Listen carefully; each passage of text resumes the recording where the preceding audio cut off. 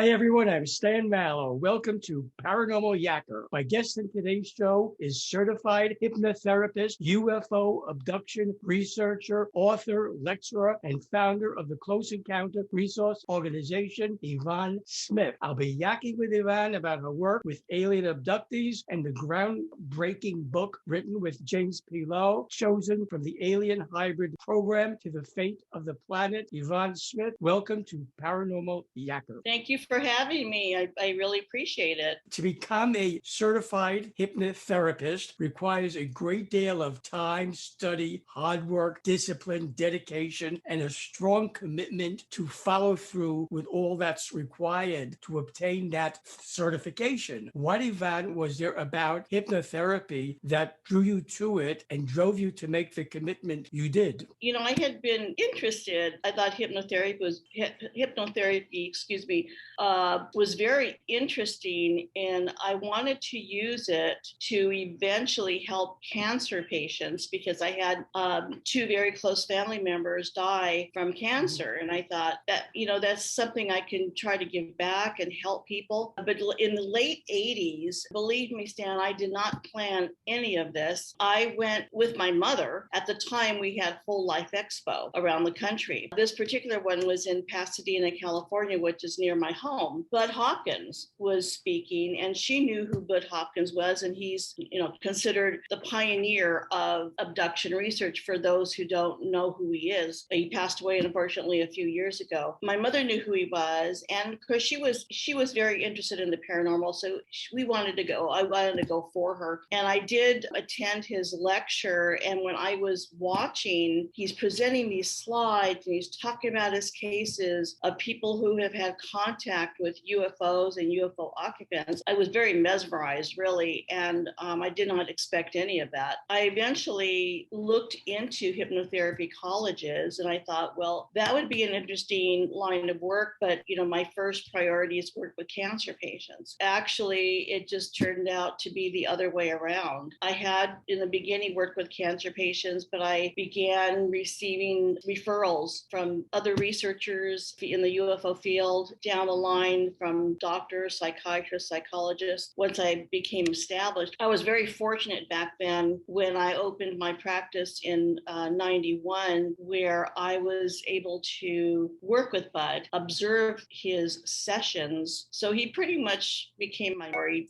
took me under his wing, and I was very, very fortunate to have worked with him. From then on, it just seems, thinking back, I've been doing this 30 years now, which is unbelievable to me. This year I celebrated 30 years. Looking back, I really feel that I was directed to do this work because it wasn't something I consciously went out and said, I'm gonna do this. It just developed that way. And I feel like when you're doing your life's work, doors will open for you, things will happen. I never knocked on doors asking to interview me. I was always contacted. And once I was established in the field and in the media, I've been doing this ever since. And I think it's so important now with so much coming out in the public, in the mainstream media. The I believe it was June 25th report from the Pentagon, they admitted that it was over 100, maybe 150 sightings that they could not explain. I think we've made great strides in opening the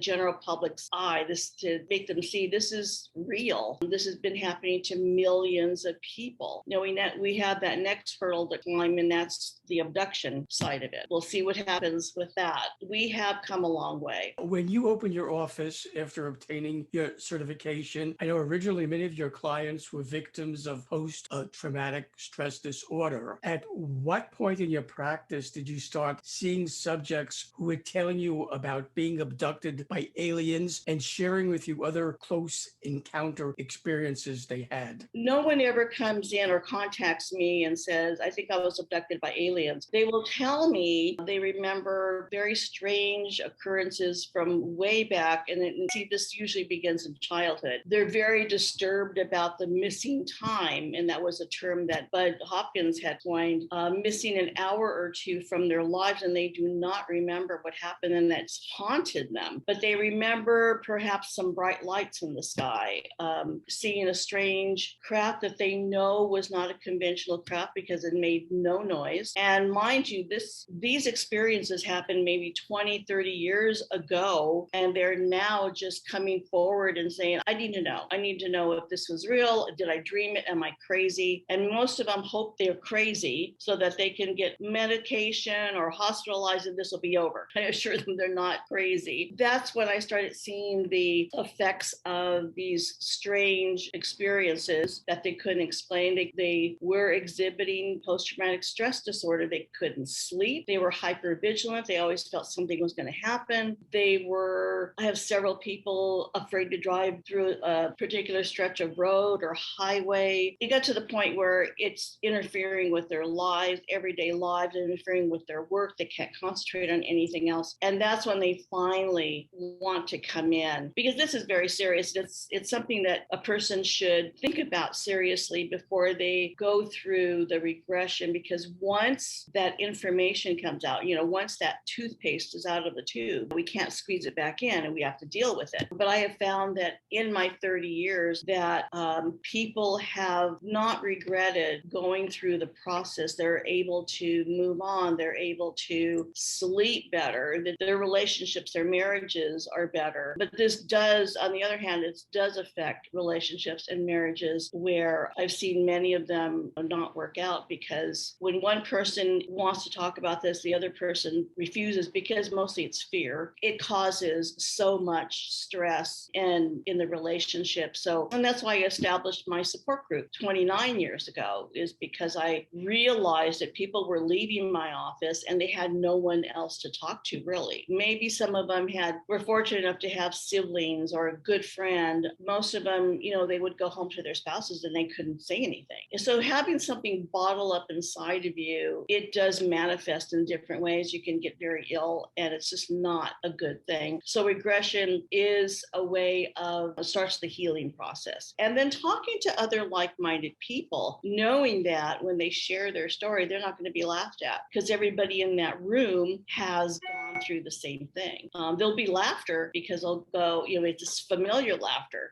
They'll start out by saying, this is going to sound strange. And then people kind of giggle because they've all been there. They've all said the same thing. That's one of my favorite things to do is to host our support group meetings and meet many new people coming in. I get new people, maybe 1 to 2 new people every week. And so I know that whatever I'm doing is working. When did you first realize, Yvonne, there was a commonality, a pattern in what your abducted clients were telling you? And could you tell me some of those common experiences they told you? When I started working with more and more clients and building up my cases, that's when I could see the similarities. I knew about the similarities in speaking with Budd, and he would share his cases with me. But when I started experiencing the similarities from my cases, I knew for sure that I was on the right track. I was doing the right thing. As I mentioned earlier about the missing time, people would tell me, I don't know what happened. It takes me an hour to drive from the airport to my house, and I didn't get home till 3 hours later. It's very disturbing to people. They'll describe seeing bright light coming in, say their bedroom window in their home, or the person and their spouse often will remember seeing some bright light coming in. Sometimes they will see a figure after they see the bright light. Other times they don't. There's a blackout period. In early childhood, when they talk about something coming into their room, many children, of course, will say it was a ghost, maybe a cartoon character. I had one case that the little boy said Captain Kirk was in my room. Of course, he didn't describe him as Captain Kirk. He described him as a typical, being. So it was just amazing to me, but not just the descriptions, it was the emotion that people were experiencing, and they all were experiencing the same type of emotion, some of them with anger, some of them with fear. We all experience trauma very differently, just like we experience when we, lose a loved one. We all go through the process, and there's no set rule on how we should grieve, how should we process these things. So I stress in all of our meetings that everybody is to be respected no matter where they are in their healing process. Since, regretfully, for the most part, society, the media, certain government agencies who have their own agenda will ridicule experiences, it is understandable that not too many of them would want to go public. Out of curiosity, Yvonne, what percentage of your experiencer clients went public versus those who chose to only tell you and keep it that way? I'll tell you the majority of experiencers, I use abductees, experiencers interchangeably, but the majority will not want to come forward because of what you had just said. It's, unfortunately, there's a stigma, although it's getting better now with the Navy pilots coming forward and saying they saw something strange, they can't explain it. People are starting to feel a little bit more comfortable in sharing their sightings and so forth. But the ones that have come forward, I really give them a lot of credit, because what they tell me is that I want to help somebody out there. I was in that position where I didn't know where to go and I didn't know who to talk to. And if I could help one person, that's what I'm going to do. They do not get paid for their interviews. They are doing it to help and reach out to people out there. The ones that I have, cases I have in my books, I've been given permission to use their real names. And then the other names are pseudonyms. So it's more and more people are coming forward from different walks of life. I have a couple of retired lawyers in my support group that have come forward. The more people from all walks of life start talking about this, I think we're going to make a difference. I think it's the abductees, experiencers that are going to bring forward we all talk about the disclosure. But I think these are the people, the abductees, the experiencers are going to drive that forward, because people are going to realize this can happen, and it does happen to anybody. It doesn't matter whether they're rich or poor or famous or not famous. It's just from all walks of life. As I mentioned in my introduction, Yvonne, you are the founder of the Close Encounter Resource Organization. You touched on it before. What was your full motivation in starting the organization? Who are its members, and what is its purpose? When I started working with abduction cases and realizing that they had no one else to talk to but me, we didn't have the internet. This was in early 90s. We were barely starting to email. So I was getting a lot of phone calls from my different clients, and I could have been on the phone 24 hours a day because I needed to talk to somebody. And I thought something has to happen with this. So I had about 5 or 6 of my clients together, and I said, I think we should try to meet once a month and invite other abductees who would like to come in and meet other people. Keep it private. It's still private. The last 29 years is by invitation only. And for the purpose of keeping it a safe haven for people to be able to share without feeling ridicule, without feeling that, they're going to be filmed and this is going to be now all over the internet. It's part of the healing process, going through the exploration through hypnotic regression. And we start back in childhood and work all the way to present time. And these experiences are ongoing. They do not just stop. So I've been seeing many of my clients for the last 30 years because I've had recent experiences. So when, people get together in the group meetings over the years, it's just been, I've seen the healing. I've seen they're able to express whether they're angry or sad or if they're still fearful. And so they get the support of other people. So the established members that have been there a while will help the new members coming in, letting them know, look, we've all been through it. You're going to be okay. And then they go through, of course, the parents, when they start realizing that their children are starting to say very strange things about something coming in the room, then they feel, oh my God, I've got to deal with my experiences. So they were able to put it on the back burner for a while. These things can stay on the back burner. You can shove them down for a while, but the subconscious mind will start bringing bits and pieces forward. Our subconscious mind's job is to protect us through any trauma. We put it on the back burner for a while, but it's not going to stay there forever. And people realize that they're going to need to deal with it to help, say, their children or help their siblings or someone else that they're close to. It not only starts in childhood, it runs in the family.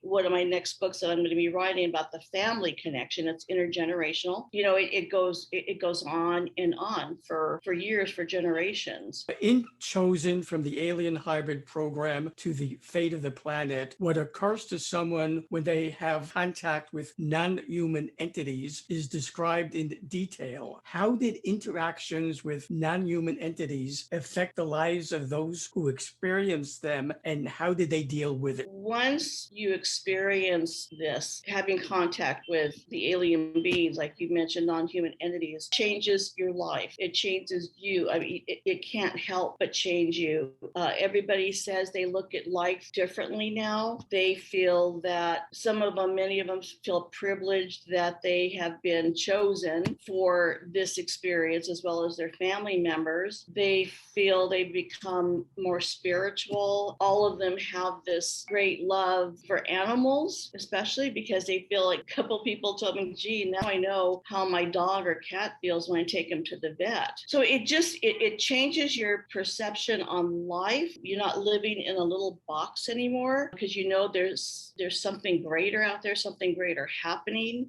We don't know. That's the thing, is moving forward, we still don't know what the end game is with the aliens' agenda. I mean, they definitely have an agenda and they're carrying it out. So that's the only thing. What is humankind going to experience down the line? I ask them all the time, but I haven't been able to get answers. But the people, even though people they started out being very, very fearful because they didn't know what was happening to them. You know, they're taken out of their homes or out of their cars into a different environment. So many of them are grateful for the experience. It's changed me. You know, I'm not the same person I was 30 years ago, just from what I have seen and how I've worked with people one-on-one with their experiences. I mean, just the caliber of people that are looking into this. I mean, it could be your coworker, your next door neighbor, your family member. It's anybody and everybody. When did the phenomenon of an alien hybrid program come to the forefront? Who and what is in back of it? And can it be traced to any particular people or country? That program has been going on for a very long time. I mean,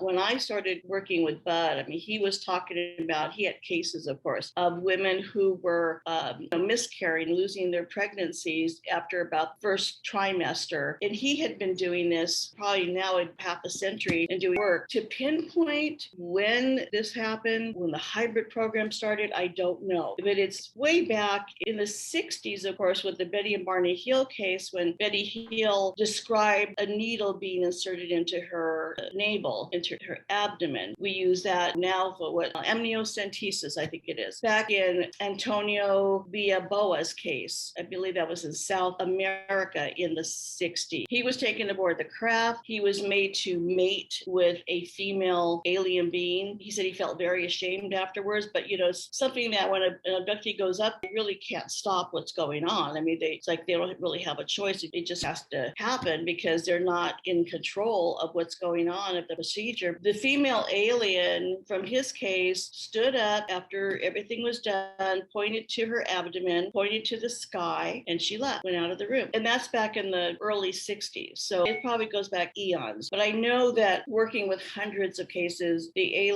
hybridization program is very central to what they're doing. People are being shown their babies from very tiny, very young age, and then they're taken time and time again to where their children, hybrid children are, and they're made to bond with them, to show them certain things, to play with them, to, I guess, show them emotion, because they're not capable of our human emotion. So they need us for that. But it's very disturbing to the abductee to know that they have children up there and they're not able to see them. They can't bring them down here. They're told that they wouldn't survive down here. But the hybridization program has been perfected over the years. So now I'm getting reports of people saying to me that they feel they met a hybrid here on Earth, walking around among us. If you pass by them, you wouldn't know, couldn't tell. They said it's something about talking to that hybrid and the way they look into your eyes. They could read your mind. They can tell what you're thinking. You figure these babies are growing up. Where are they going? And if they are coming down here, what will they be doing? Are they going to live among us? You know, what is going to happen in the long run? I've also experienced and heard people talk about they feel that there are hybrids in our UFO conferences. I think I had a little boy when I was speaking in Roswell a few years ago. He was sitting in the front row. He looked his hair looked a little off. It's almost like he was was wearing a wig. He was very bushy, but he was about 10 years old and very intelligent. And when he asked me a question about, I was showing a triangle shaped body mark. And when he asked about the triangle and if it, had been analyzed, and I mean, it was the way he was wording the question is like, I have never heard a 10-year-old speak that way. He was also in the other room upstairs with my colleague who was lecturing, and he experienced the same thing. And he asked me, did you have a little boy in your lecture? I said, I did. One lady followed this little boy out. He seemed to be by himself, and she was trying to get a picture of him. So there have been instances like that. It sounds so outrageous. You think, oh my God, they're among us at a conference. I could only report what I've been told and what I experienced myself. I could only go where the research is taking me. Did any of the people who shared with you about being experimented on by entities, were they ever told why this was being done? Is there an end game about alien hybrids? What's the purpose? Obviously, something is done without a purpose. Did they share it with them or not? No, that's the unnerving part of this, is that, many of the abductees have asked, why are you doing this? Or why can't I see my child? Why can't I take them back? And why are you taking them away from me? It's very heart-wrenching when we're going through these sessions. I just had one this past Sunday, and they're never told anything specific. Sometimes they're told because you agreed to this, or sometimes they're told because we need to do this, or something on that where it's not really an answer. And if they do give any type of an answer, we have to be careful about deception, because they can be very deceiving. So I don't think, hopefully we will get some definitive answers. I don't know, anytime soon. I know my colleague and friend, Dr. David Jacobs, in his latest book, I believe it's called Walking Among Us, talks about hybrids being here, and the abductees are assigned to this hybrid, or the other way around. They're showing him how to count money, how to live in an apartment, how to blend in with all of us. I haven't had cases that specific yet. David feels that they're going to take us over. Hopefully not. I would hate to think that. I just feel that they still need us. They still need our material, our DNA to produce. I'm trying to stay positive that with everything that's happening, with millions of people around the world experiencing this, that we're going to eventually have some answers, maybe living together on this planet. But they definitely have something very specific in mind. In part 2 of Chosen, you use direct quotes by abductees of messages they received from alien beings, and it is apparent there is an urgency to those messages and in getting them out to the masses. Yes. Which messages did you find most disturbing and alarmed you? Throughout the years, they have been told constantly that we're not taking care of our planet. We need to take care of our planet. We need to do better, because eventually we're going to destroy it. And they're concerned about that, because if we destroy our planet, it's going to affect the rest of the universe. But the last few years, and that's why I wrote Chosen, is because I've been hearing, maybe for the last 6 years now, constantly from new people, we've had discussions in the support group meetings, people that don't know each other. They've been telling me, I feel I'm supposed to do something, but I don't know what it is. I think I'm supposed to find out what happened to me, if something happened to me, and maybe I'm supposed to write about it or tell people about it, like educate the public about this. Many others have said something is coming very soon. Right now, things are ratcheting up, and it's been since, especially the last year or so. In 2016, they were feeling that things were accelerating, and some of them thought, oh, it was the election that we went through. And then they did, no, that was part of it, but no, there's something else. Then COVID affected the entire world, but yet still there's something else coming. When I'm thinking about the messages from the alien beings, and now we've been talking about climate change, and we have somebody in the office in the White House that totally disregarded climate change. It wasn't real. But now we're seeing floods everywhere. New York City, I've never seen New York City like that. I'm on the West Coast, and now,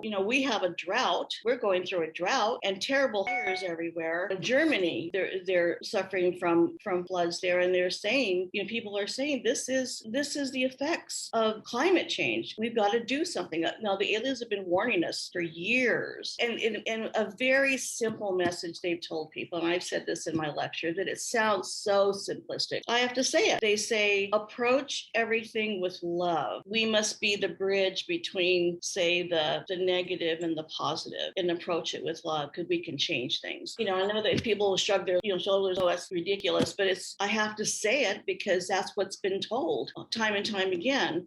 Right now, abductees and myself, I've been a little unnerved about what's happening around the world with, weather change and so forth. Some of them, I think if you read the second half of Chosen, many of them had been stocking up on water and food. And here on the West Coast, of course, we experience earthquakes. So it's smart to be prepared no matter what. I went out and bought a generator and been stocking up on food. So we'll see. I don't want to be, this doomsday, these messages go out. We do have to look around us, and we do have to change. And it just, since I started my practice 30 years ago, the aliens have been telling the abductees these messages about we have to take care of our planet. We have to turn it around, Stan. In your opinion, Yvonne, when do you think the world at large will start to pay attention to the urgent messages your experiencer clients reveal to you, and that they will heed them? Will it have to take some ungodly catastrophe to wake them up, or hopefully they'll see the light before any catastrophe happens? If people are looking around what's happening in the world, as I just mentioned, with all these weather changes, people are dying from floods. If those aren't catastrophes, what is going to wake us up? I keep asking Mother Nature, please spread the wealth. Don't let these people flood. Bring some water to the West Coast. We need it. People are dying from the wildfires, and I don't know what it's going to take, Stan. We luckily there have been a lot of talk and conversations in the political arena about climate change and how we need to work on it. We need to do something about it, and I'm so happy to hear that finally. We have to start now. We have to start now. People need to look around, stop putting your head in the sand, and see what's happening around us. These messages, they've been around for a very long time, and we need to start now with it. I hope it's not too late. Should viewers of Paranormal Yacker want to order Chosen from the Alien Hybrid Program to the Fate of the Planet, or find out about other great books you wrote, and I'd love to interview you about them at a future date, learn about your close encounter research organization, the hypnotherapy services you offer, and the conferences you'll be speaking at, what is your contact information? They could go to my website, hypnotherapist YvonneSmith.com. There's information there on how to contact me. My books, Coronado and Chosen, are available on Amazon. I will be at the UFO Congress in September and speaking at the MUFON Denver conference in October, and hopefully more, because everything was canceled last year. And I'm just going to be very, very happy to see everybody, my friends and colleagues, in September. And I hope everybody can join us in Phoenix. I hope so. Yvonne Smith, I thank you for being my guest on Paranormal Yacker. It's been a joy working with you. It's been great. Thank you. Thank you so much. Have a blessed day. You too.